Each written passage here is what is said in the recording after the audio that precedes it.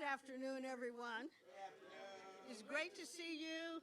I am honored and just overwhelmed at being given the opportunity to introduce Bakari Kitwana. Before I began trying to personalize it, I called some friends, and the question was, when did you introduce him to me? When was the first time? So it's been basically my entire professional life. I have known Bakari has been there in some ways. And we just have some examples of that in terms of Harvard itself, because I think the first time I ever met him was our original conference. It was sort of the We Are Now at Harvard founding conference, and so it was this. Right. Yeah, that's right. He doesn't know about how we might feel about Africa Bambaataa now, because he doesn't actually, he's like the uncle, so he doesn't necessarily keep up with things. But at that time, Africa Bambaataa was at this meeting with the entire Zulu, in a way, Zulu nation. So here we are at Harvard, and there are at least 50 people at this big table. And I didn't expect to go into this part immediately. My fear is that I'm going to talk too much, okay? But here's I have a list. I'm a cultural linguistic anthropologist who hip-hop fell on my lap or my head or my body and slapped me around until I was like, okay, let me take a closer look. And these are like, you know how irritating 19-year-olds can be. But Professor Morgan, you were young once. I was like, all sorts of things, but this is something. They kept saying, this is something, okay? This isn't just us having fun, it's something. And they wore me down, and I started collecting things, not really because they kept giving me things and saying, you taught us about material culture, which you learn a lot about in anthropology. You taught us about material culture. This is important to hip-hop. You cannot throw it away. My mother will.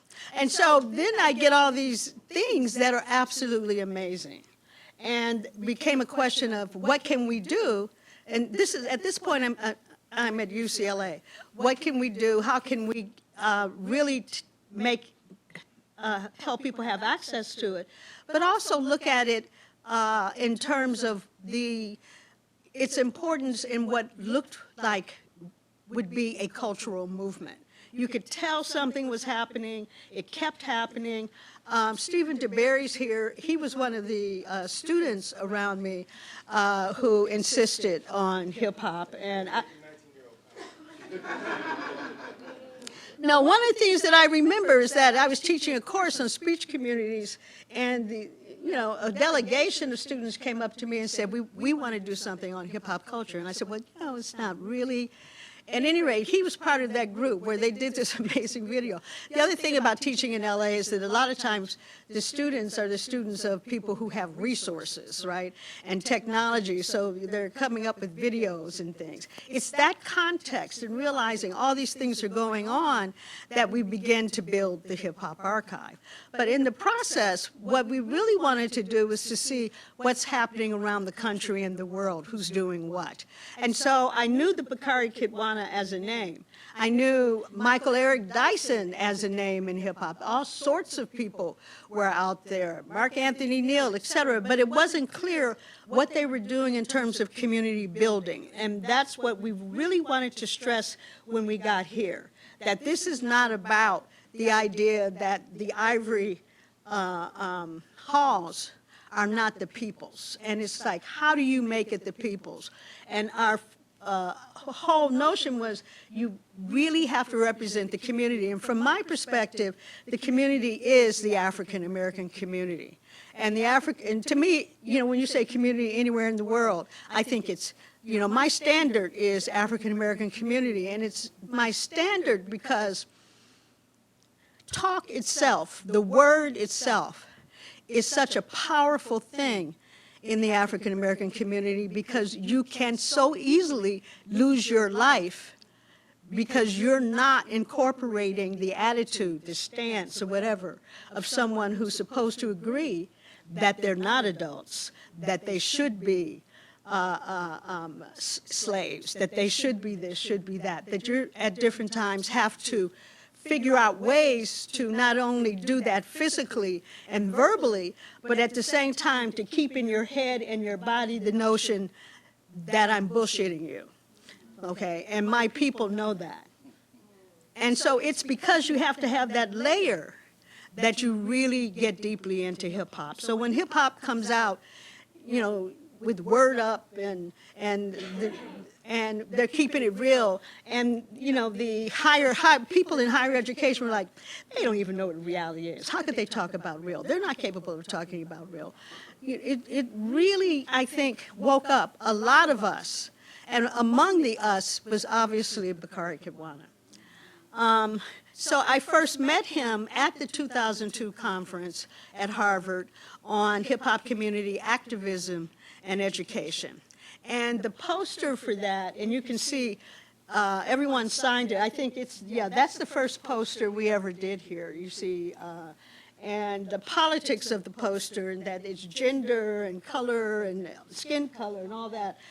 So that was in 2002. In 2003, and we had at least 50 people at this conference. I don't know how we did that. And it's when Skip became part of the Brotherhood. Up until that time, he was very critical of hip hop, I might say.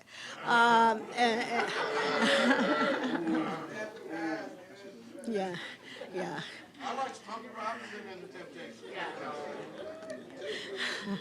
Then again, in 2003, we collaborated with Knut Akras, who was the director of cultural studies at the University of Oslo, who was obsessed with Tupac.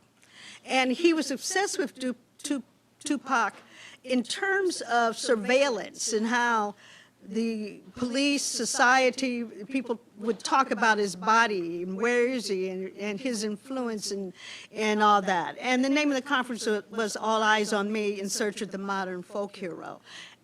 And Bakari was also there, okay? And so, that's the poster from that if you want to see it and the people who signed it.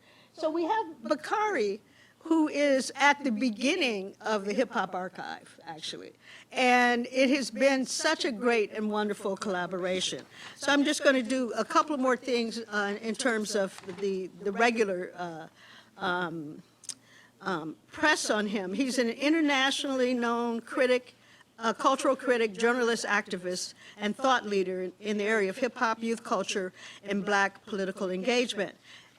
He's executive director of Rap Sessions, which for the last 14 years has conducted over 100 town hall meetings on difficult dialogues facing the hip-hop and millennial generations. And I just wanted, we should just give him a hand because, man, okay, you know,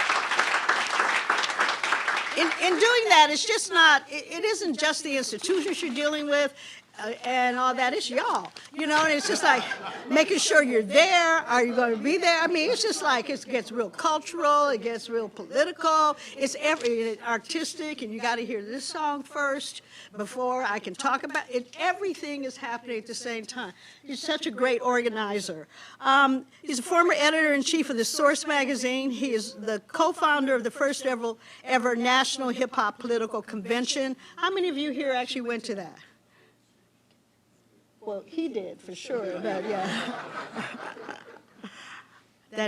Some people's hearts are going to be broken. Okay, which brought over 4,000 18 to 29-year-olds to Newark.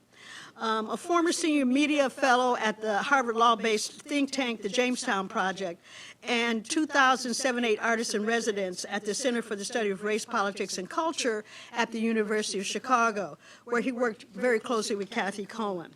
He's the author of many books, including Why White Kids Love Hip Hop and the forthcoming Hip Hop Activism in the Obama Era. His groundbreaking 2002 book, The Hip Hop Generation, popularized that expression and has been adopted as coursework in classrooms at over 100 colleges and universities. He served on the organizing committee for the 2013 Black Youth Project convening that launched the Millennial Activist Group. In 2015, he edited an essay series for Mike.com on racing and policing called Shifting Perspectives, Being Black in America. He holds a master's degree in English and Education for University of Rochester. And recently, he collaborated for the pioneering hip-hop Rakim in his new book, Sweat the Technique, Revelations and Creativity from the Lyrical Genius.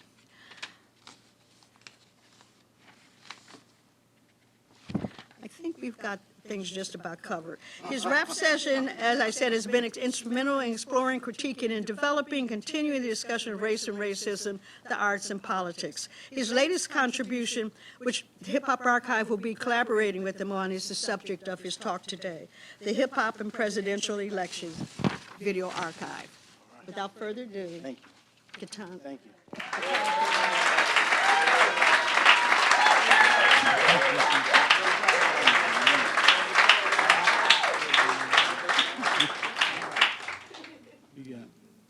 Okay, I think we should be good on the. I think he thought the battery was running out, but I don't think that it is.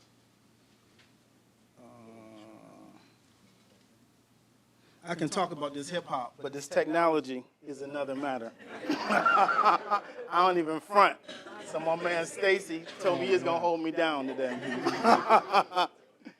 You know, I ain't even trying to play like I'm Mr. Technology, but I can spit these words though.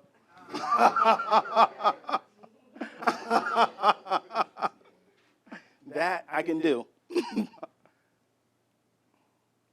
Sorry, there's a drag. No, it's lagging on this. You probably should plug it out. Say it again.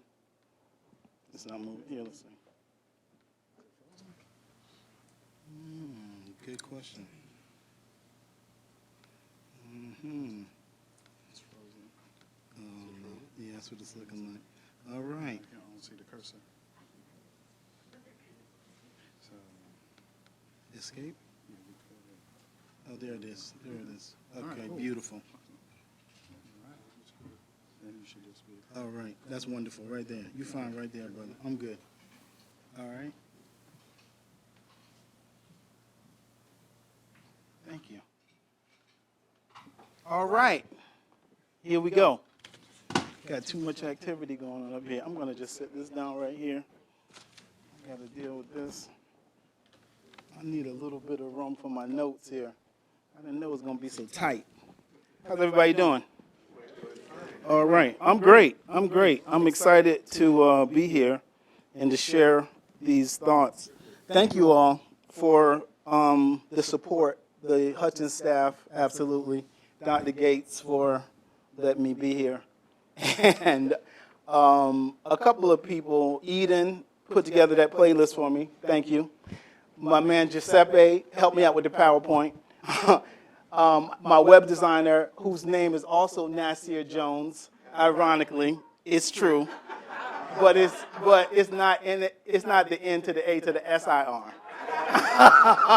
It's Nasir, EER. Kaylee Ackerman in the archiving, who helped me to digitize these videos and is still helping me. Suzanne Wonis and Claire DeMarco over here, the librarians who guided me through this whole process, because I had absolutely no idea what I was doing in terms of building an archive. I had the idea, I had the information, I had no idea how I was going to do this. And so these women let me chew their ears off for I don't know how many times I'm calling them, I'm texting them, I'm harassing them basically, and they guided me through it, and so here we are. Jasmine Hippolyte, my research assistant, who helped me to pull a lot of this information together in terms of getting this stuff transcribed and things of that nature. Okay, I'm going to try to stay on my time here. I'm going to start with, I got to thank Dr. Morgan, and this is how I'm going to do this. In hip-hop, we have a GOAT, right? Greatest of all time. We have a God MC. We have the Godfather of hip-hop. We got the Queen of hip-hop soul. We got the King of New York, right? We have these great accolades. What we haven't named is a goddess, godmother, and queen and GOAT of hip-hop scholarship. That's who she is. Okay? And she has helped so many people and asked for nothing back. So I just want to thank her for what she's done for me. So let me jump into this thing. Okay. This thing is going to play with me, isn't it? I guess I'm going to have to really. All right. Okay. So I want to start by just framing the entire talk around this image. And that is, how is the hip-hop generation reimagining democracy? This is really what I'm trying to get at with this archive. And to frame that, you know, Stacy was asking me, I said, Stacy, I need an image for my presentation. And he's like, well, what do you have in mind? And I thought about this image of Barack Obama because I just thought it was so profound when the AME ministers in St. Louis at the national convening in 2008 surrounded him and prayed for him. And I said to Stacy, let's do a hip-hop version of that, because that's really what I'm talking about. And as he did it, you know, I was still kind of easing into where I was going with this, but it made me think about as a young man, I grew up in a Sanctified Church. and if you don't know what the Sanctified Church is, for the scholars, Zora Neale Hurston wrote an entire book about this. It's called the Sanctified Church, and she captures what does it mean to get the Holy Ghost, right? So as a graduate student in English, I did my master's thesis on James Baldwin. James Baldwin has always been fascinating to me. This was like the late 80s, early 90s. He had a book that the first novel was Go Tell It on the Mountain. And in this book, he is describing the experience of trying to get the Holy Ghost, right? If you read the book, you know what I'm talking about. He's doing everything that the elders of the church are telling him to do, but none of it, he's not feeling it. That was me, right? That was me. I no matter what they told me to do, I tried to do it. I couldn't feel it. But what made me feel it was hip-hop. Okay, so that's what this image is about. Okay, and that's kind of where I want to focus. So I think that at the intersection of hip-hop and politics, I want you to imagine a third founding. This thing don't want to play with me, right? That builds on the idea of a second founding, which Dr. Gates talks about, and Eric Foner in their works on Reconstruction. So I want you to think about hip-hop and democracy as a third founding. You can make this stop doing that? Thank you. Okay. And my thinking about hip-hop and democracy begins with a term coined by Harry Allen, a former hip-hop fellow and Nasir Jones fellow. And as a term he called a raptivist, a rapper who's also an activist. And it's evolved into what I call hip-hop politics, hip-hop activism, and hip-hop political engagement, which includes hip-hop music, but isn't exclusively defined by music or led by hip-hop artists, but instead is a broad manifestation of a generation-specific hip-hop intellectual and political thought leadership. To lean into Stacey Robinson's brilliant presentation from last semester about hip-hop and black futures, how does the hip-hop generation reimagine democracy? This hip-hop and presidential elections archive takes us to the territory by capturing some of the voices and thinking of some of the most important thought leaders of the hip-hop generation. But before I can talk to you about these folks in this archive, I have to lay a little bit of groundwork. My computer doesn't want to play. Okay. Sorry. Oh, good. Beautiful. Let's go to the next one. It's not advancing. All right. Okay. Oh, beautiful. Yeah, that's one of them. Okay, so I wanted to show you the image that it was based on, because one of the interesting things about this is you may have seen the image a million times. Rarely do you see that the sisters are in there, too. You just see the men. So just wanted to point that out. I'm ahead of myself. Okay. I gotta do this.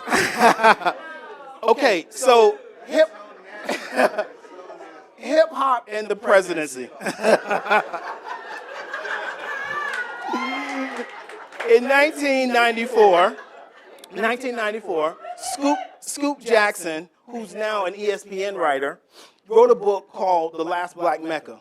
And in this book, he says, America needs a group of individuals ready and uniquely qualified to handle the whole weight of Africa America, to handle the whole weight that Africa America has to carry. Chuck D, in charge of the FCC, to correct ill-placed, distorted messages and images about African Americans that come from television and advertising. KRS-One to lead the nation's education department so that a brother who has always treated us right can teach us right. X-Clan as cabinet members and in the House of Representatives to give the House strong and true representatives. Ice Cube for president and Sister Souljah for vice president.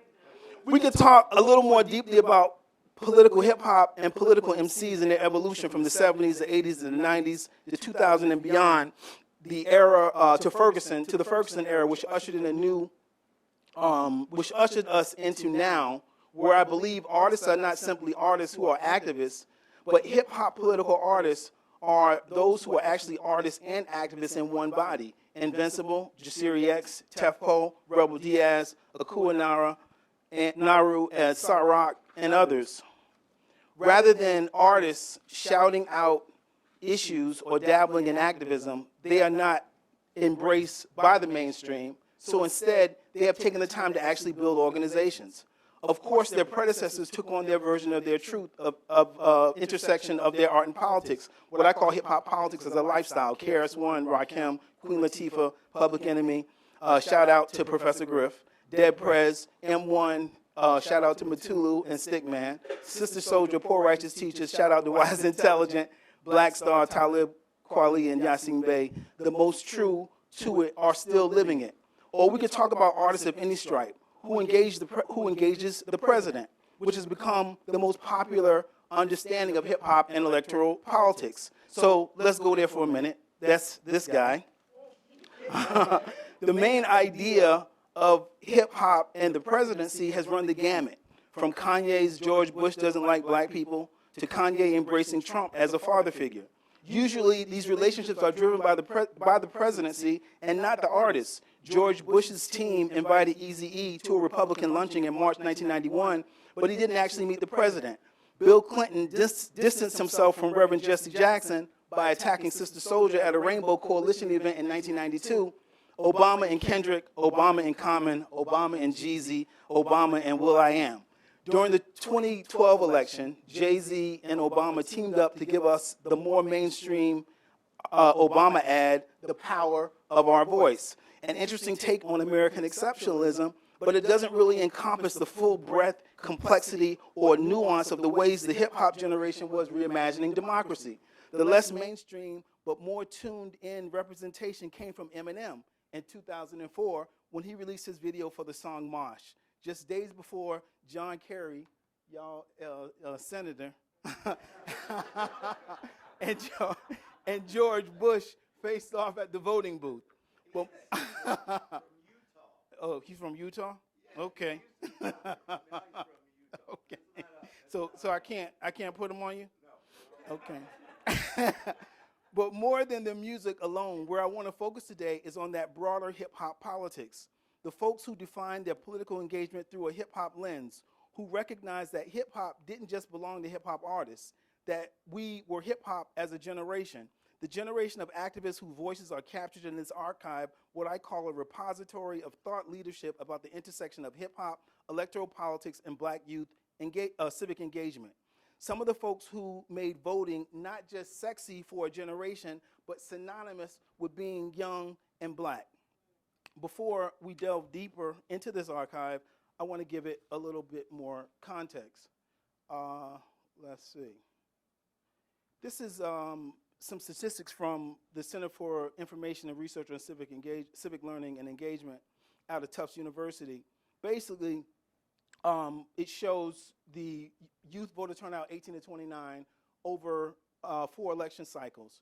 The most significant thing that I want you to pay attention to here is the jump between 2000 and 2004, which is 7%, compared to the jump between 2004 and 2008, which is, 4%. So the interesting thing about this is often people equate the rise of black youth voter participation with the Obama election. But those of us who are out there on the ground getting it in, we knew that's not true. And I'm so glad that the numbers are showing this, because we did a lot of work. A lot of people did a lot of work and they didn't get credit for it. One, they were young and they didn't understand how electoral politics work and the way in which people would take credit for your work. So they didn't think about documenting their work. They were trying to have an impact. So I wanted to lift that up. Further, let's see, you have 48% of eligible youth voted in 2004 compared to 52% in 2008, 52% in 2012, a 1.1% increase in 2016. And whereas white youth had previously been the most likely voters among American youth, by 2008, young blacks were more likely to vote than any other racial group in the 18 to 29-year-old age cohort. According to the U.S. Census Bureau, black women more than black men. Okay, I want to turn now to 6 theoretical frameworks and influences for rap sessions. And the first, this is a little something for you, Dr. Gates. Okay. You recognize this young man? John Lewis. No, it's not John Lewis. No. It does look like John Lewis. On the right. On the right is Rick Kittles. No. Yes, it is. Rick Kittles, now Dr. Rick Kittles, the biologist who runs. That's right. That's right. Yes, it is. Me and Rick Kittles went to. We pledged Kappa Alpha Psi together in 1986. This is Rick Kittles in 1987. He was DJ Code 2. These two brothers. I pledged with both of them. So this is 1987. Went and pulled it out of my archives because I wanted to put it in here for you. But the point, he got old. Yeah, he got a little old. It's been a long time. That was 1987. Okay, so the point here is that, let's see. It is my contention that at the heart of these statistics was not Barack Obama, but an emergence of a generational moment that I define as the hip-hop generation. And in the book, I define hip-hop generation as not a musical phenomenon, but as a generational phenomenon. So if you're young and you were into hip-hop, that meant something to you beyond just the music. Rick, of course, was a DJ, but he took that same hip-hop sensibility into his work and into his study and into his work as a biologist. And so one of the things that Rick was doing as a graduate student was he went to graduate school because he was interested in studying, did melanin have some special superpowers? That's what inspired him to go get a PhD. He decided that it didn't, but then he was at the NIH when the African burial ground was discovered, and they sent the remains to be tested, and so he got involved in that, and that's what got him on this road. But when I talk about the hip-hop generation, I'm talking about young blacks born between 1965 and 1984 who are growing up influenced by certain and politicized by public policy of the 70s, 80s, and 90s, the first post-civil rights and black power generation. My thinking about activism correlating to a distinctive generational moment grew out of the work of Vincent Harding. In particular, his book, There is a River, and some of the thinking that went into the creation of and the execution of the Institute of the Black World. I know people who are serious black studies scholars know what I'm talking about, which functioned during the early days of the emergence of black studies. Likewise, the students at the heart of the demand for black studies gravitated to the idea that part of what they wanted to achieve in full was, in a full education, was to bring the campus to the community and the community to the campus. Much of this thinking is documented in, this is from the San Francisco State student strike. Much of this thinking is documented by Martha Biondi's The Black Revolution on Campus and Ibram Kendi's book, The Black Campus Movement. This is my fourth point. Intellectualism. When Edward Said talks about representation of the intellectual, he talks about an expansive idea of intellectualism that includes but goes beyond the academy. When I asked Cornel West about this, he says, yes, scholarship is just one form of intellectualism. And Marcelina Morgan takes this idea deeper into the heart of hip hop when she talks about hip hop as a form of, quote, knowledge and truth. And I'm going to bring up this wonderful quote. This is brilliant. You know, it took me 3 times to read this book to realize how brilliant it was. So this is what she says. In spite of all its successes and some of its deserved criticism from society, hip hop culture remains a rare place where young black people and brown people are valued and awarded by their peers. They are treated as gods and goddesses and put on pedestals for searching for and representing truth and knowledge and recognizing and being proud of who they are and where they come from. Through this constant quest for better skills and control of the microphone, mic, hip-hop redraws the urban grid and transforms ideal spaces into problematic ones and decaying spaces into fertile, creative landscapes. This is beautiful. This is just a magnificent writing. Okay, my next point, I want to build on this, is street consciousness. Let me see. I'm getting behind myself here. Oh, no, I'm right on time.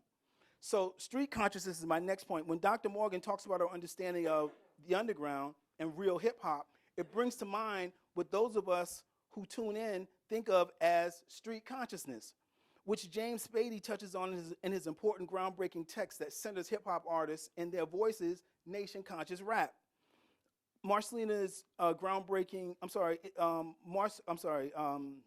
it's the essence of Nas as a rapper and the entirety of what musicologist Felicia Miyakawa calls 5% of rap. Of course, you can trace that lineage of the 5% nation to the Nation of Islam, Mosque number 7, to Malcolm X, and the black church tradition. But it transcends any specific religion.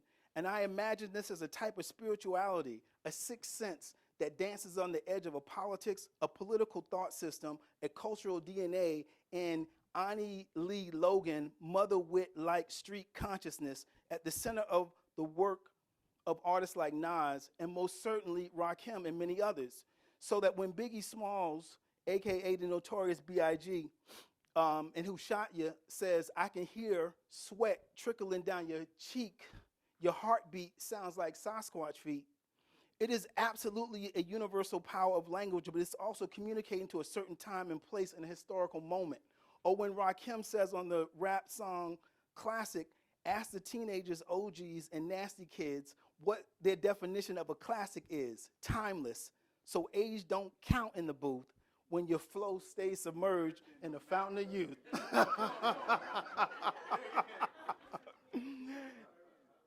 It is at the center of Akua Naru's work and Dougie Fresh, and in an interview, Dougie Fresh in an interview with James Spady puts it this way.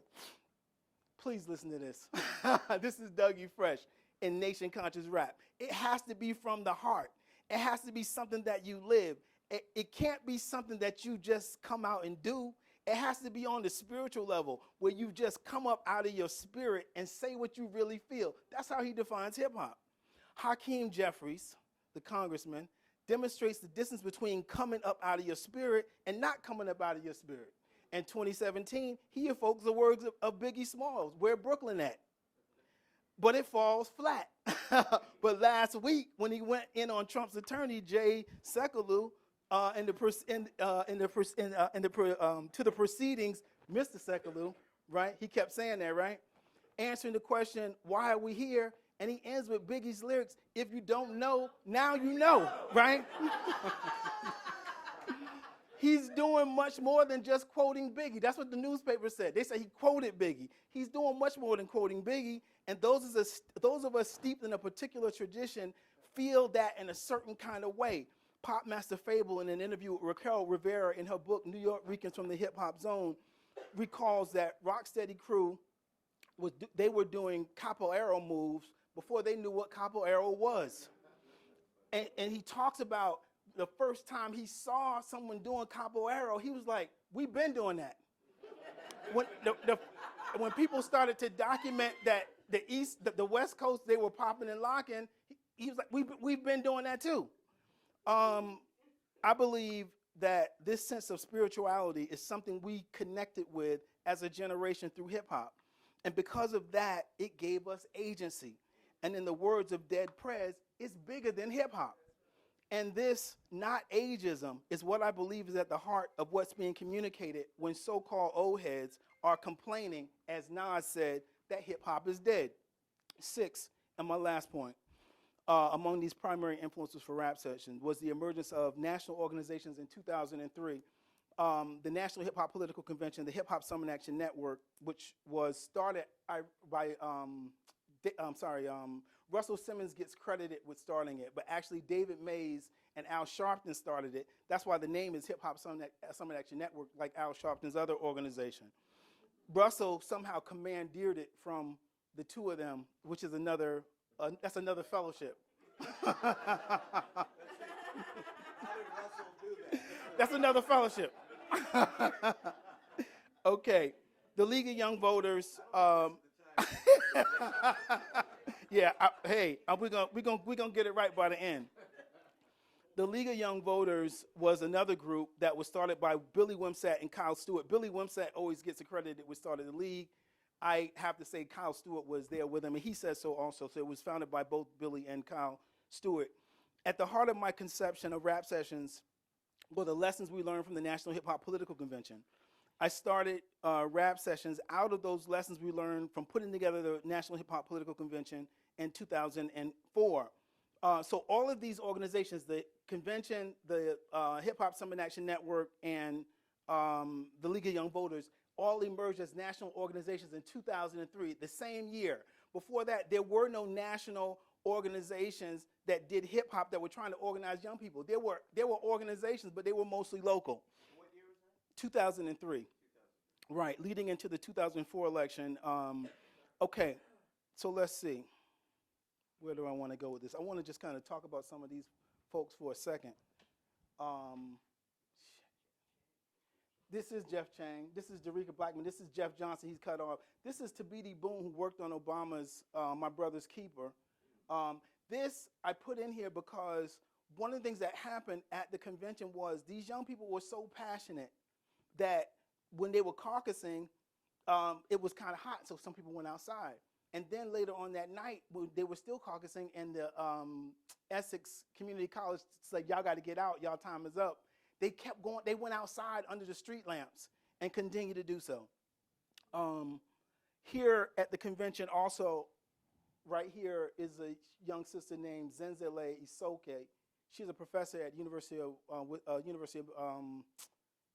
Wisconsin, University of Minnesota, I'm sorry. She had the vision that we should have a women's caucus at the convention. We had not thought about it, but she said, we really need to have a women's caucus. And so, we were like, all right. And it was one of the best things that we did. Here is Van Jones. This is 2003. And this is Malia Lazu, who's a local activist here. I think she's working in banking or something now, right? Social consciousness and banking. And this is Reverend Sekou. This is an organizing meeting that we did at the Movement Strategy Center in San Francisco in the summer. So we went around the country. We asked young people to form local organizing committees, to register voters, and to send delegates to this convention. So these folks were the folks that we connected with. The interesting thing about this is that in those days, when I wrote the book, The Hip Hop Generation, one of the questions I was asking people to try to get a sense was, who do we agree are national leaders? Nobody could agree on anyone.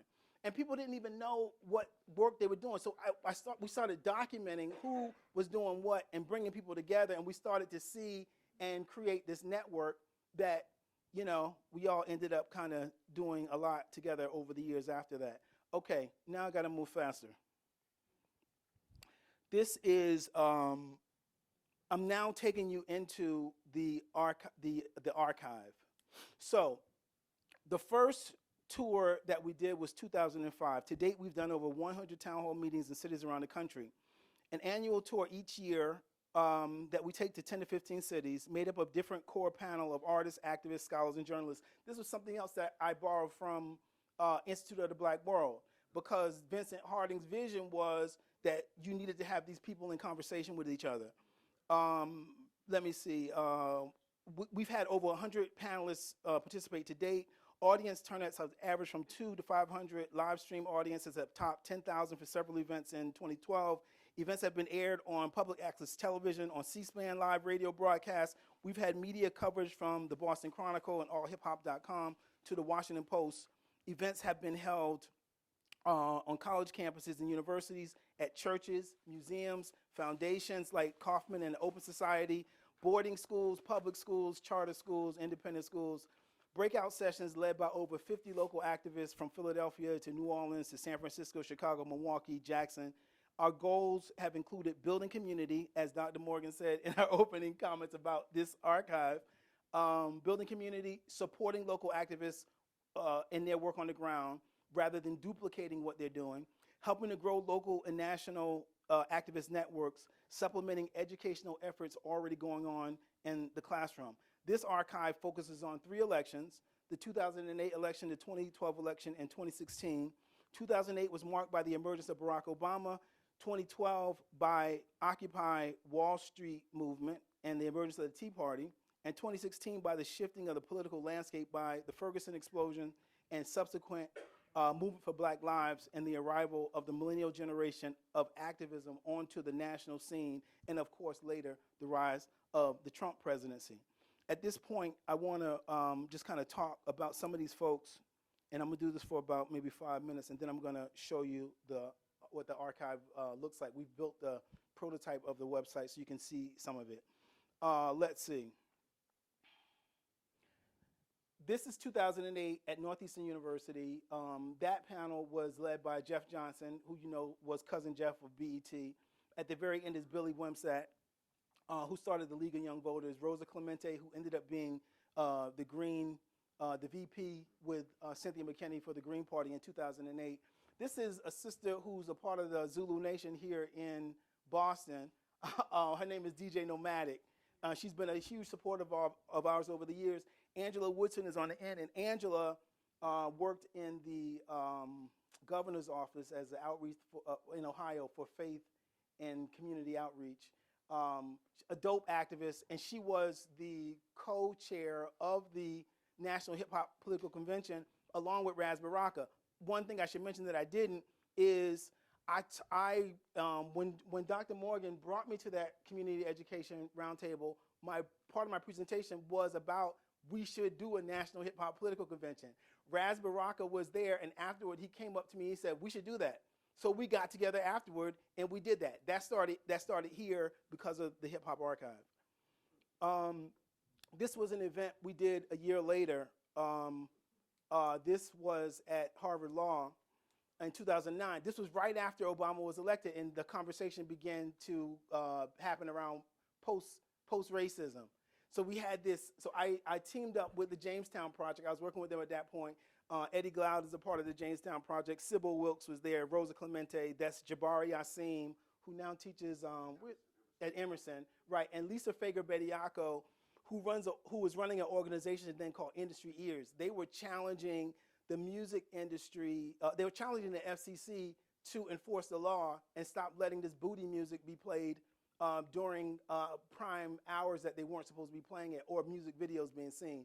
That was that organization. She also does a lot of work with Black Youth Vote, which is the National Coalition of Black Voter Civic Participation. And of course, Stephanie Robinson and Ronald Sullivan there. Let's see.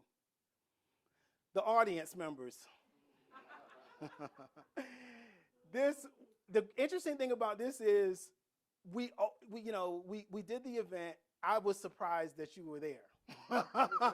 Yeah, but what it showed me was that's when I knew how close y'all were. when I later on looking through the pictures and I saw these pictures, I'm like, these are homies right here. So, but my point in putting it in here also is this is one of the things that happens at rap sessions. We get impromptu people that we're not expecting of influence. Like we were in Baltimore, and he's not a governor, Ben Cardin. Is he the governor? He's a senator, okay. Yeah, so he came to an event at Baltimore AME Bethel Church where your friend, your former college, Classmate, Frank Reed, right? Frank. Third generation AME. Oh, Bishop, the only third generation in the history of the AME. okay. And Kurt Schmoke's brother. Okay. Yeah. See, I didn't know that. Yeah, they were all at Yale together. Yeah. So he Along with Tyson. okay. Oh, that's interesting. So Reverend Reed hosted us. He's hosted us several times and has been a great supporter of rap sessions. And if you don't know Reverend Reed, he does a cameo appearance in The Wire. So check that out. Bishop Reed, right? He's a bishop now. That's right. I'm sorry. And I'm trying to think, who's the other person? Oh, there's another cameo. I'm going to show you later on. I'm trying to think of someone. Oh, another person that came to rap sessions that we weren't expecting was Chokwe Lumumba.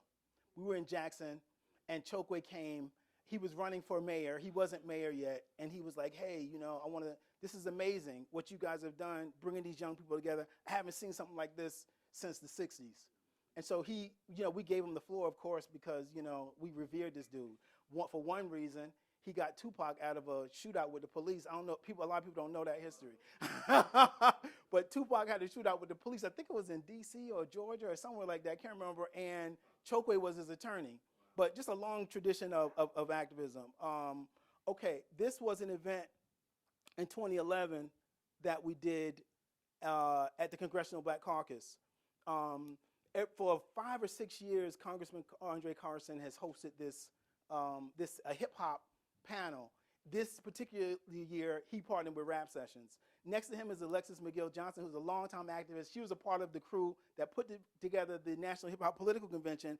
And Alexis is now the acting chair and president of Planned Parenthood. Everybody knows Tarana Burke, right? This is 2012. Tarana Burke has been a longtime supporter of Rap Sessions. This event was held at the Church of the Advocate in Philadelphia. And what we did that year was we had gotten funding from a foundation that was going to allow us to go to 2 cities in consecutive semesters. And since we had the funding and we had to go begging people for money, I went to people who had supported us. Tarana had always supported us. She was a good friend. She was a part of the convention as well, the delegation from Alabama. And so she hosted us and has been a great supporter since then. In the back is Elizabeth Mendez-Berry, who she checked Jay-Z on something. What was it? Do you remember? I can't remember. And of course, Joan Morgan's on the other side. And then last but not least, Dr. Mark Anthony Neal was in the audience. Oh, he was actually on the panel that day. And Mark has been one of my most fierce allies. And it's not much that I do with anything that does with thinking that doesn't start with a phone call to him first. So I want to shout him out. And so that was in Philly. Then the fall we went back. And when we went back, this is Lupe Fiasco. We were doing the panel. We had made arrangements with the local WURD, a black-owned radio started by Walter Lomax, and his daughter now runs it. So they were broadcasting live the conversation. Lupe was in the studio doing a taped interview. So he's sitting there listening to us talking about him. At the time, he was in a fierce debate with D.L. Hughley about voting, right? He gets in the car after he comes out, and he comes over. Wow. He comes up, we're at the Church of the Advocate. He comes over, he walks on stage, and of course, we get him a chair. He joins the conversation. And so it was a beautiful moment. And it began to deepen our understanding of the importance of what we were doing. This is also 2012. It's at Chicago, Columbia College of Chicago. Chuck D, another longtime supporter. Chuck D supported us back when we did the convention in 2004. He's just been a constant presence, him and Harry Allen. But also, here also is Laura Washington, a journalist, a longtime columnist from Chicago Sun-Times. And she brought a lot of fire to that event, and Rosa Clemente on the other side. Let's see. This is 2015. The significance of me including this was at Mount Holyoke. 2015, it wasn't an election year, but it was before the election, right? But it was also kind of like in this in-between time in which the young activists from Ferguson, they were catching a lot of heat, and I thought it was important to try to get them out of Ferguson and to get their message out so that other young people could meet with them and talk with them. So we brought them here first, and then we left here and went to Mount Holyoke. We brought them here because Dr. Morgan let us bring them here. Let me be clear about that. And we were actually right here in this room. They were sitting right here. And so Jelani Cobb was also on that panel. And he's not on that one. This is at the Mount Holyoke. So yeah, Jelani Cobb was there, and Jasiri X and Ashley and Netta were there. So this is, I wanted to show this because we also do performances sometimes. So either the artist on the panel will spit rhymes at the start of the event or at the end, or sometimes people will actually be like, can you guys do a concert? And that's what happened in this case. So Tef performed, Jasiri performed, and at the top is Rebel Diaz. And Rebel Diaz, if you remember, it was 2016, this was a year after this, they cornered Ted Cruz up in the Bronx and told him he shouldn't say he's for immigration. Don't come to an immigrant community, right? And they were saying, you deny climate change. There was this huge video. They confronted him, went viral. Back to my point about the two living in one body, the activists and the artists. They are a perfect personification of that. This was an event we did in 2016 at the end of the 2016 election. I think this must have been it might have been getting to October and November at UC Irvine. Dr. Michael Eric Dyson, of course, Lucy Flores, who was the sister who put Joe Biden on blast for not keeping his hands to himself. So she joined us. She is just such a dynamite presence. It's not going to be long before she's going to be really holding it down. I think she's now on the board of the Women's Convention. Next to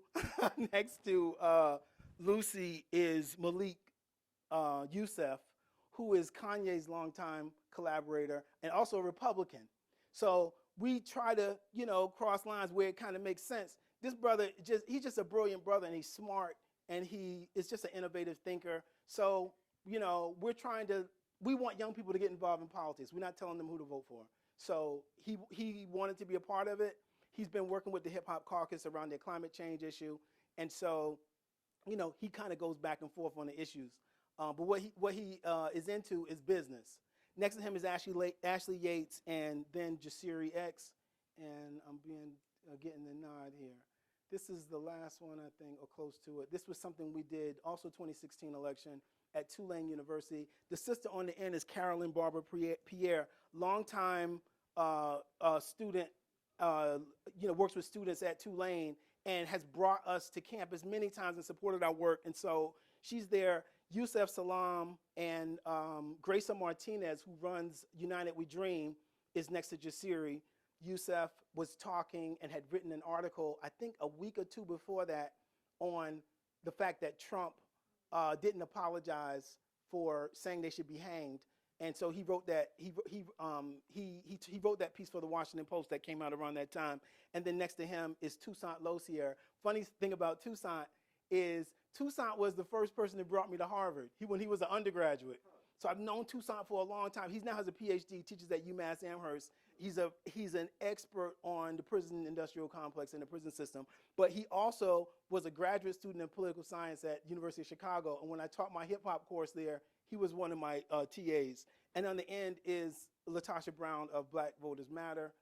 This is just a group shot at Vanderbilt. Tamika Mallory's in the middle. She has been a great supporter of ours, and we love Tamika. Just a real strong sister, and we always try to show her love. Jasiri on the end, Yusef, and Grayson is also Grayson Martinez right here. This sister is bad. If she hasn't been to Harvard, somebody should bring her here. She's bad as I don't know what. She's a bad organizer, and I don't think Grace is even 30 yet. She's bad. All right. Now I want to show you if I can I? This is the website that we built for this archive. So I will just give you a little demonstration. Can I play this? Oh, we're going to go to the next, is that what's happening? Okay, I'm just going to go to another screen. It's all right, I think. Oh, it should already be up? No, not yet. Oh, you're saying it's already up. Okay. All right. So I'm going to play this for a few minutes. I know I'm close to the time. Okay. Okay, so this is Joan Morgan at Purdue in 2009. I just want to play this because Joan Morgan is just brilliant. Like Mark, she has been in my ear about everything. This is why, we do whatever she says. Dr. Joan Morgan now, I'm sorry, you're right. Do I got sound? Is a particularly interesting figure for me as someone who is born in Jamaica. I consider myself, I'm an American citizen, and I consider myself distinctly black and bicultural. I am not African American. I don't have any descendants that are the descendants of Southern slaves, but uniquely identify with the experience of being black in America. Prior to Obama, there has been no space in the dialogue around race about my experience. I'm either lumped in with African Americans or I don't exist at all. And so to watch the sort of tailspin that happened when Obama first didn't even announce his candidacy, but the idea was that like maybe this guy could actually run, I recognized immediately as an America that is so used to discussing race in terms of black and white as if no other race and cultures exist out there in America. We don't talk about Asians, we don't talk about Latinos, we don't talk about East Indians, we don't talk about anybody else. But talking about race in terms of black and white, and truly what they mean is an African American experience and a white American experience. So here is this guy who is clearly black and clearly American, but does not have his roots in African American culture. So there was all this conversation about how black is he really black, he's too black for the white people, he's not black enough for the black people. There's people who felt that the first African American black president should be someone of African American descent, given the history. I truly feel that if Obama did not have an African American wife, a clearly dark-skinned African American wife, that he would have had a much harder route to go to claim any sort of legitimate claim on blackness. Okay, I could go on because Joan is absolutely brilliant. She's pushed us on race, she's pushed us on gender, and I love this sister.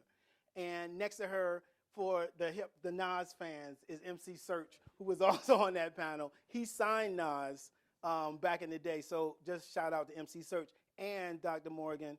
Every time I talk to him, he says, ask Dr. Morgan to bring me to Harvard. Okay, we're just kind of highlighting clips at the top. A little bit about what the archive is about. A little bit further down, we go into the collections. On the very end, you scroll over this, it's the 2008 panels. And then in the middle, we have 2012, and then on the end, 2016. So right now, we have only one in 08 that's up. We've got a bunch up right here. I'm going to bring it up for you, and I want to show you. Let's pull this one up because I can show you everything I need. So all these have the same kind of look once you get in there. The video comes up, and you can play the video. It has the panelists that are a part of that particular conversation. It has the flyer that we did for that conversation. Shout out to John Jennings, who designed my logo back in 2005. I didn't even know I needed a logo.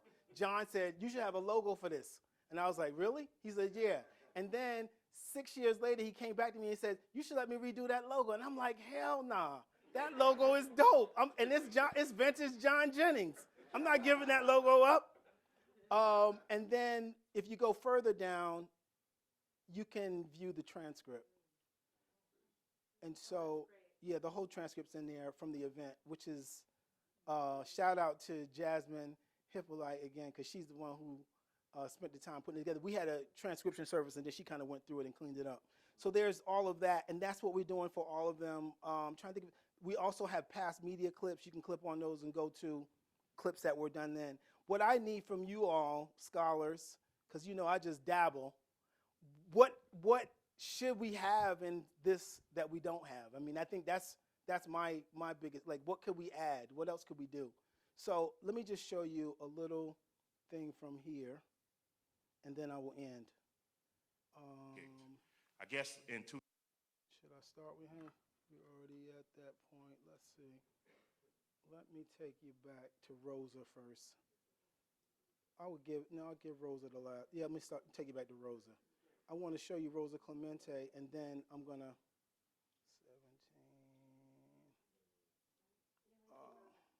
17. Yes. You want to see Rosa? Yeah. Rosa's fire. Well, the Malcolm X grassroots movement started this, expanded the tradition, and basically the first year what we did was we took artists to Cuba, like Common, before people knew who Common was, or Talib, or Mos Def, or the Dead Prez, took them to Cuba, where we could also talk about the issue of political prisoners, particularly the plight of Assata Shakur, who has political asylum in Cuba. We could talk about her later. But Malcolm X grassroots movement, to me, was one of the first kind of national organizations that dealt with the issue of black self-determination, what that means in this country, to start this kind of celebration of fusing this kind of second emergence of political rap music, political hip-hop artists who were coming to fruition and kind of merging that with politics, right? So that's in 1999, and we've been doing that show for over 13 years. We've gone to Brazil, to Venezuela, back to Cuba, and we do a show every year, and it's expanded, okay? In 2001, for me, what happened was I was reading an article in the Village Voice in New York, and I saw that Russell Simmons, who at that time had started the Hip Hop Summit Action Network, had said that a certain leader, his name at that time was Conrad Muhammad, who was in New York, who was using a lot of hip hop to bring young people to the table, at least to organize. He said, Russell Simmons said in this article, he's not hip hop. So I wrote an article saying Russell Simmons is not hip hop. And I started talking about, in my opinion, who is hip hop? Who can claim that? Can Russell Simmons be hip hop when you're enslaving and making young workers in the third world country essentially make your fat farm clothing and all that? Like, really, are you hip hop when you support Blood Diamonds?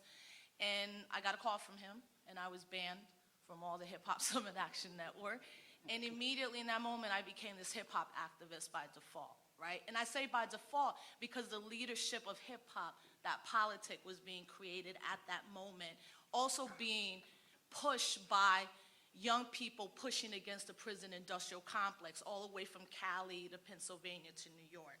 And then in 2002, I would meet people like Bakari and Raz Baraka and Jeff Johnson and Darika Blackman and Donna Lisa Fisher, and there was a huge conference at the University of Madison, Wisconsin, where a lot of us met. And that's kind of how I was birthed into the National Hip Hop Political Convention.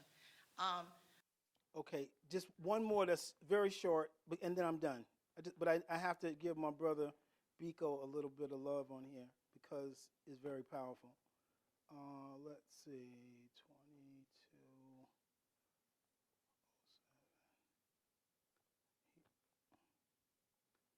A white guy from Chicago is a graffiti artist. Like, him and Shepard Fairey are like homies, you know? Like, Billy, I didn't know this because I didn't know this part of Billy's history because I was ignorant.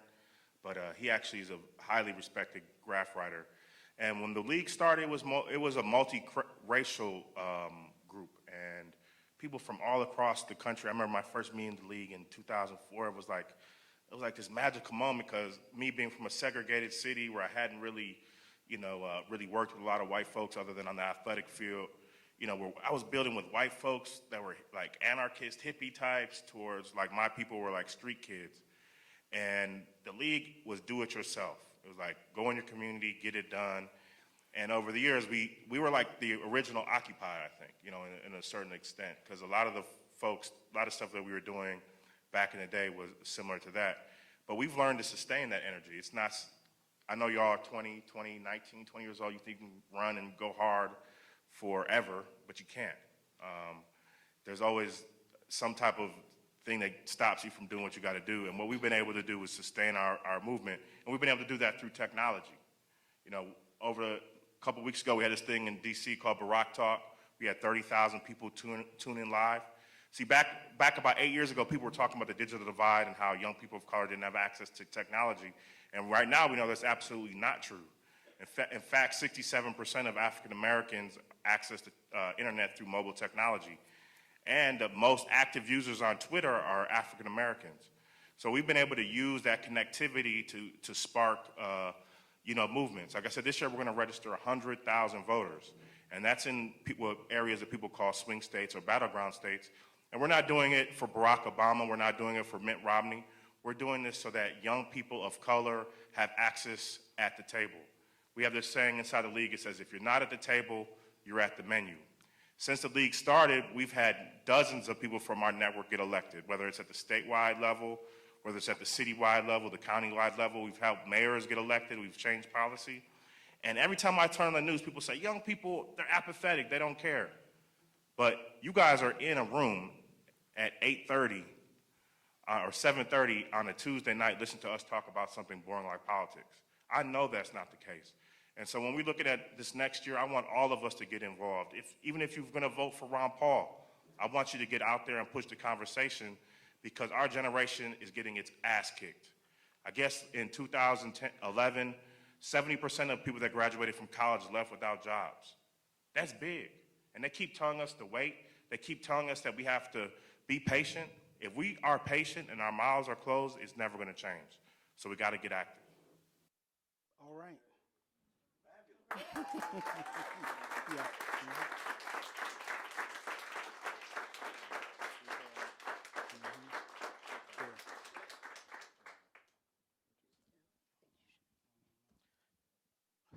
Okay. Oh, that's fabulous. That's great. Thank you.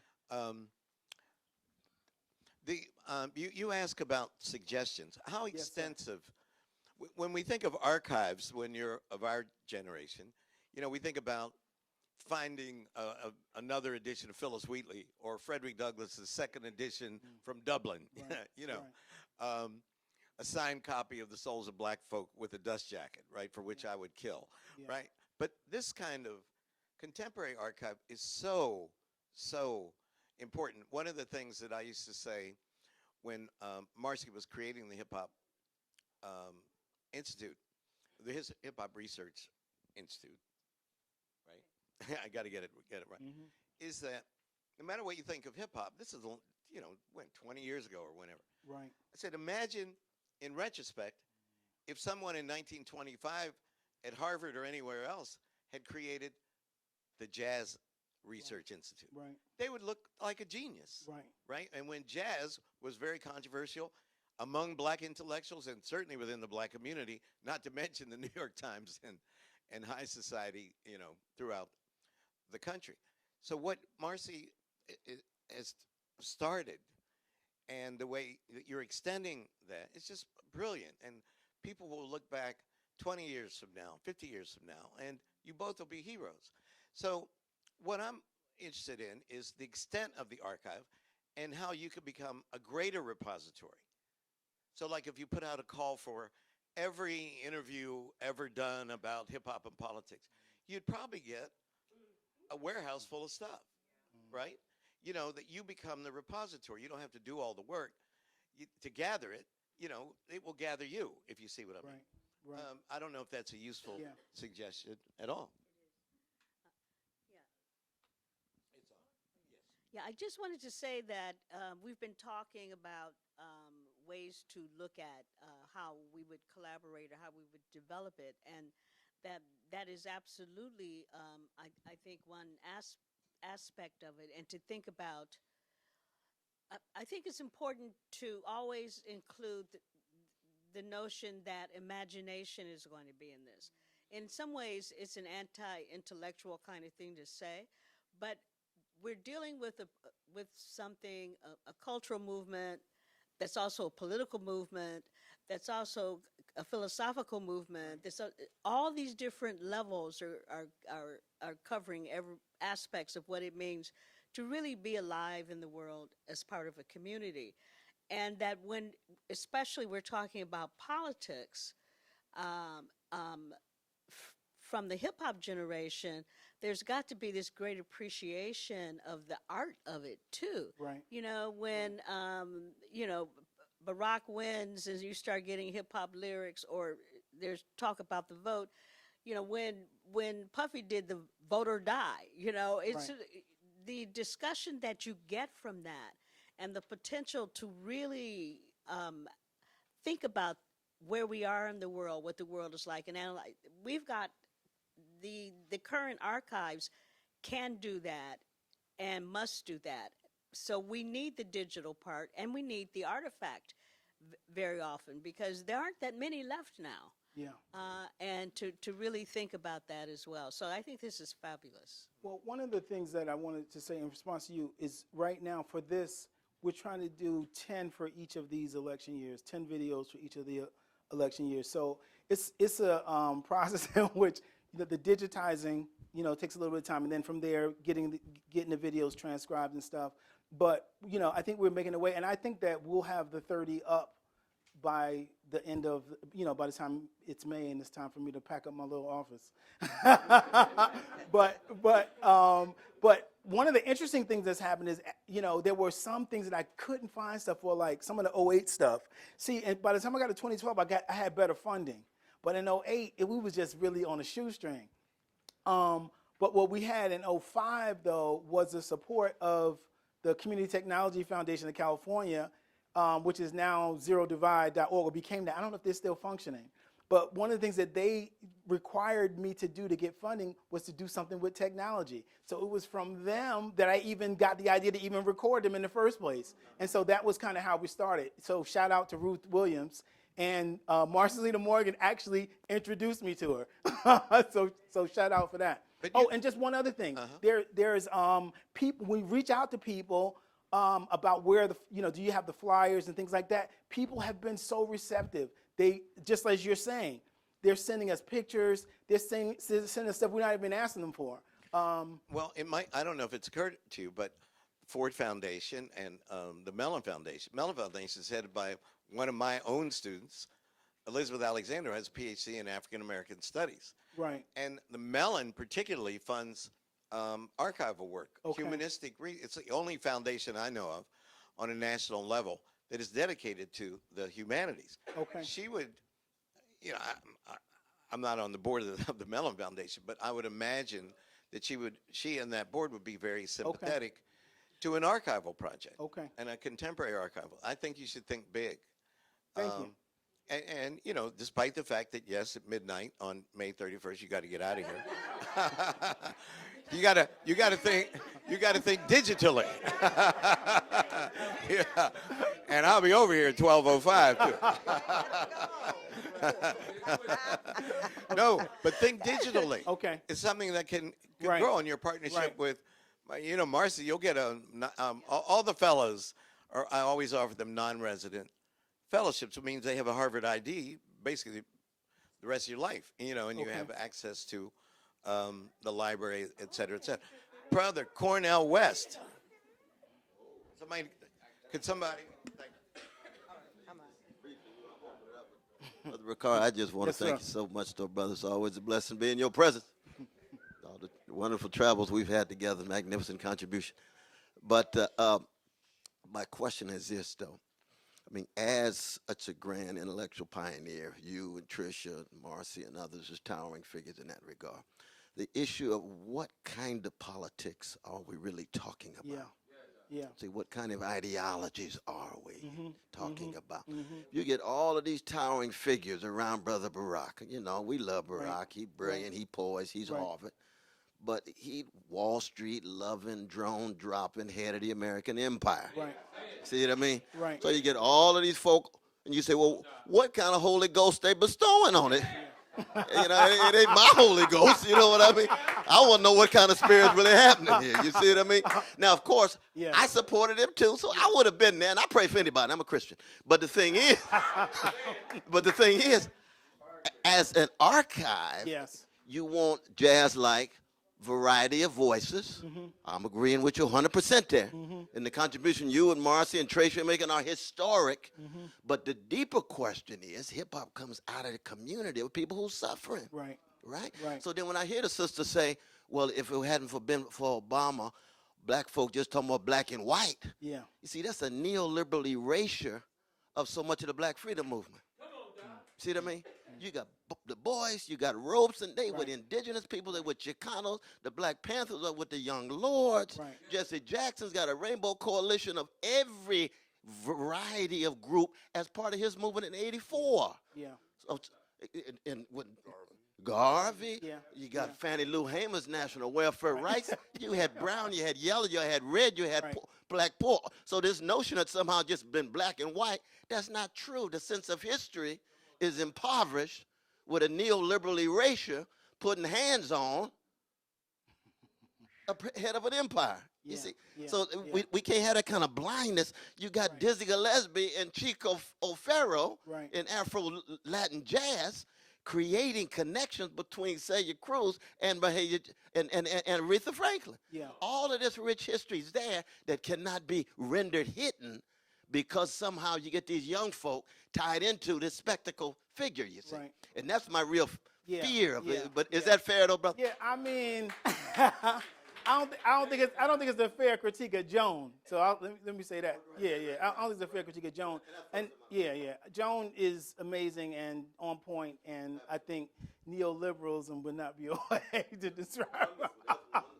but yeah. So I mean, I think, the problem with the screenings, just like anything, is we just seeing just a little snapshot and not seeing the whole conversation in context. In fact, the question that I asked her was about an essay that she wrote in a book called The Speech, and when she talked about Obama, and she was just talking about some of that. And I think the question that I had asked her was, does she see, since she argues in her first book that hip hop made her a better feminist, I was asking her, and I said I felt that was true for all of us, but I was asking her, did she think that hip hop gave her a better race analysis? And so that's what she was answering.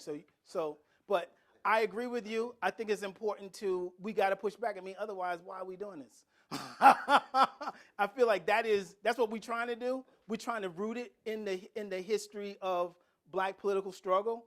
I think that when I laid out the framework, that's the framework. The framework is out of the history of black political struggle. We're trying to be rooted in that. I think that some of the pioneers of black studies, what they were saying was we have to have an understanding of the entire history that's been documented from Du Bois and others going back, J.A. Rogers, et cetera, up to the present, so that we can inform analysis that takes us into the future. And I think that as a hip-hop generation, we have to do the same.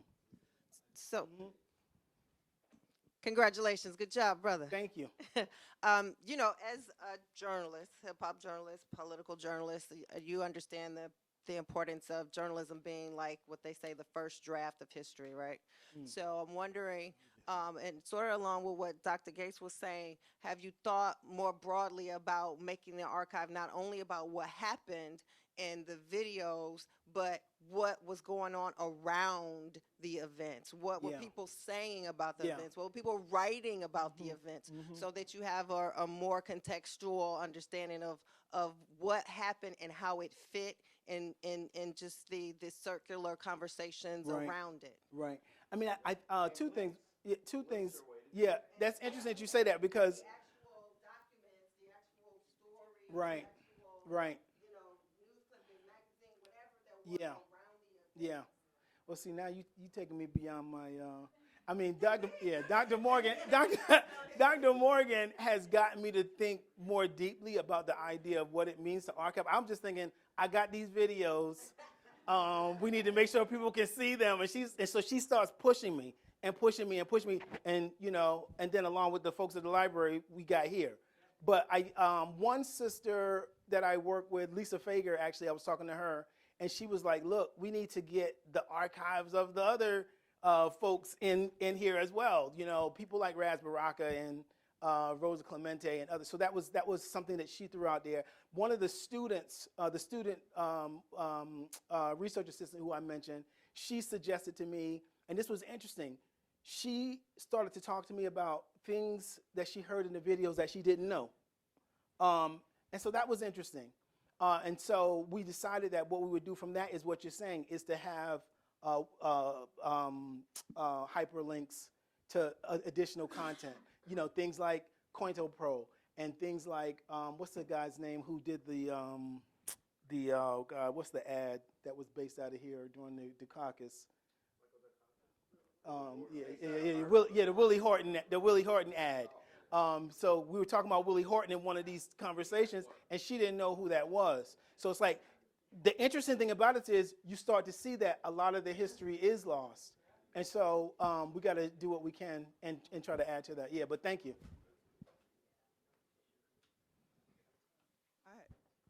Is it on? Thank you for. Can y'all hear me? I don't need it anyway. Wonderful work. I think you should.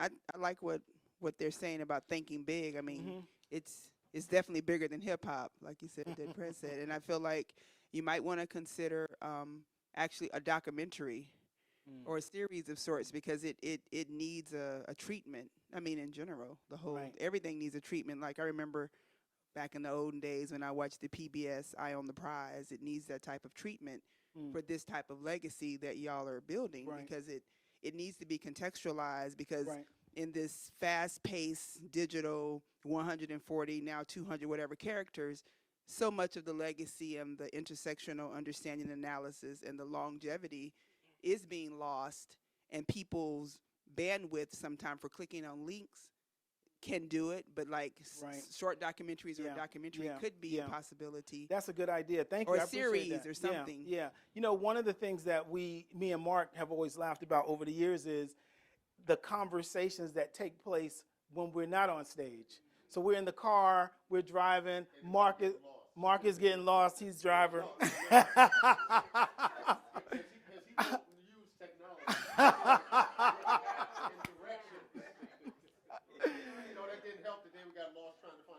Yeah, no, it didn't.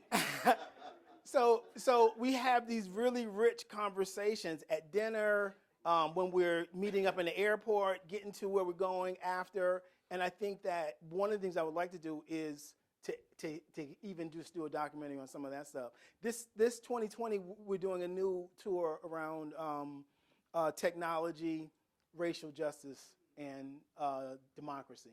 So this is the project that I finished. It's coming out March 1st with David Orr, Andrew Gumbel, and William Becker. And the book is called Democracy Unchained: How to Rebuild Government for the People. And so that work I'm trying to connect to what we're doing. But I feel like it's all connected, which is why I put this up here, as well as the Rakim thing. All of this stuff is connected. I feel like this is the progression of the work. I've kind of talked about where we started. I talked about where we've been, and this is kind of where we're going. So it's ongoing. But thank you. I appreciate that. My final question, I just wondering, are you going to queer the archive? Because, you know, it is queer. Yeah. It's in there. Yeah. You know. I mean, I think that we have always had a robust gender analysis with people like Mark and Neil keeping us on point, and Joan Morgan. And I think we did last year a tour around toxic masculinity, and it was very strongly, represented in that way. And some of the gender and hip hop stuff as well that we've done. So that is another. I think that's another project though. But definitely, I think it's in this project. You feel it's in this project? Yeah, because hip hop is queer. It's essentially queered. I mean, it might be hidden, but queer is always in the culture. Okay. So maybe there's a way to amplify it. Okay. Somehow. Right. Thank you. Do you have a suggestion of something specific? Well, oh Lord. Well, even if you think about back in the day when Queen Latifah was first asked about her orientation, right, and she was like, "I'm not a dyke." I don't know where her stance is on her identity at this point. Right. But even thinking about just the kind of embedded homophobia within hip hop, and also what's the young person that just came out in the last Lil Nas X, but before Lil Nas X, there was the Frank Ocean. So like even just looking at where is there's so much queerness. I mean, some of these underground hip hop artists are queer, whether they identify for various reasons publicly, but it doesn't mean that at this point they may. So I just feel like kind of troubling those waters, because it shouldn't be a separate issue. I mean, that's part of the thing, right? The same way gender shouldn't be separate. And I love that I mean, it's touching actually that it was such a vivid gender swirl for the most part. I mean, I don't know about gender nonconforming. We'll Right. see how that continues to develop. But definitely queer people have always been in this movement, Right. whether they've been sublimated or not. So even with that whole thing about what was it that made someone have to say, defend that I'm not Yeah. in such a strong way. Right. Maybe they weren't or what, but the fact that they had to defend it publicly was like what was in the culture, the mainstream part of the Right. culture or the underground part of the culture. I appreciate that. Thank you. Thank you. Is that okay, Uncle Skip? Hey, Bakari. Hey, thanks Hey, for the. how you doing? Hey, yeah, thanks for the incredible work. It's just so exciting. So I sort of have a suggestion for the archival work, Okay. and it's about sort of subject thematizing some of the like sort of major issues, points of contention, areas of concern that came up in the in all of these sort of like diverse span of years of discussions. Right. I think it would be a really good way to like help people who are engaging with the archive, not just like, go and look at a series of videos, but like, what are the sort of issues that were bubbling up? And I think that sort of connects a little bit to an opportunity to, as Professor West was mentioning, kind of contextualize some of the positions Right. and sort of ideologies and concerns that are coming up in terms of like larger discussions, historical discussions about like, sort of Black history and Black politics, and sort of larger discussions about the diversity within the hip hop generation and within the Black community about like where people are positioned on different matters. Like, the question of, like Barack Obama and his, immigrant status and, sort of where Black ethnic immigrants fit into an understanding of Black politics in the U.S., what sorts of things that they should, they need to know about, and what sorts of things are getting covered over in a sort of more African American focused narrative. I feel like all of these things, like, if you put sort of these thematic things out there, like on a web, on the web, and direct people to the videos, and then like invite, for instance, like, activists and academics to bring in commentary to sort of contextualize these positions, I think it's a really great opportunity to bring this sort of organic kind of political movement and sensibility that you're capturing here, bring it sort of into a sort of wider mainstream conversation, I think.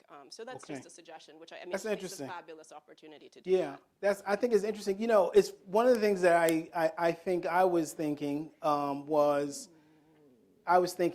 let's make this content available to scholars who can then use it in the ways that you're describing. I was hesitant to frame it in those ways because I felt like I think that it's rich, and I think that people will find their way, and I feel like that's where the research and the writing comes in. I mean, more so than me telling people how to interpret it. I think that's what I was thinking. But I think that we can do both probably. Mm-hmm.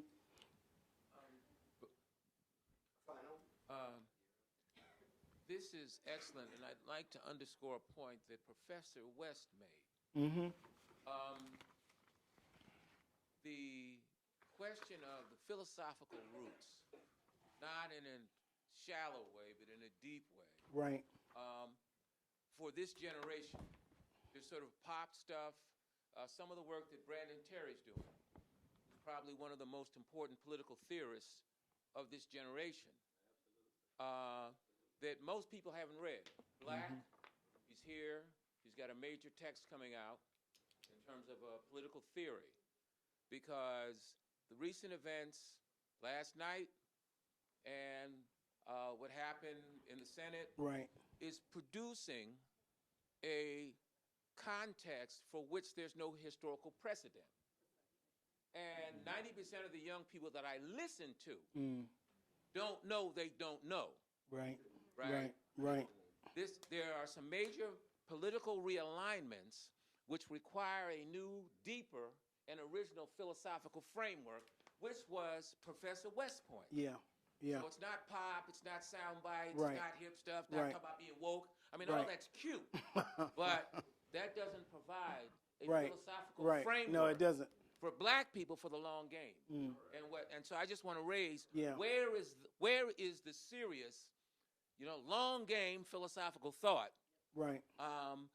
out of this hip hop generation? So I love the style, the flavor, Yeah. the FUBU, I mean, all of that. Where is the philosophical leadership beyond an anecdote Yeah. Yeah. for the long game? Well, I mean, I think it's there, and I think it's emerging. I think that it's definitely sidelined, and it's not centered. It's not centered in the way that it should be. But I think when I talked about people like Rebel Diaz and Jasiri and Invincible, and I mean, they're doing that work, and they've been doing that work, and people like Biko and Rosa, they're all doing that work. So I mean, I think that, yeah, and I think that the question for me is, how do we get that to connect to the one of the things that's happened is the people who are talking the loudest or who have the biggest following or who have their own personal celebrity are taking up all the air in the room. So that's why you don't hear that.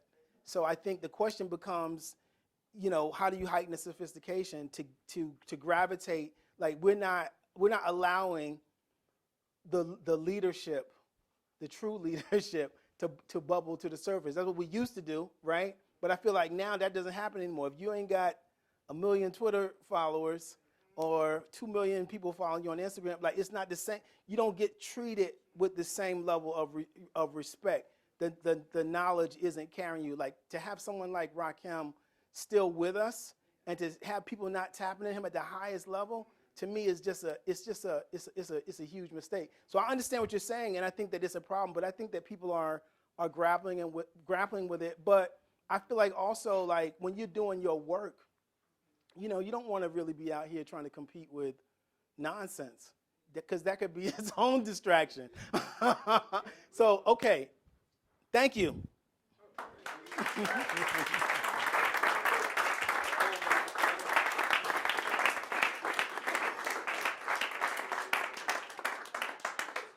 Thank you for coming. There's a sign-up list if you want to keep up with some of the things we have happening. And I know that we hopefully will have more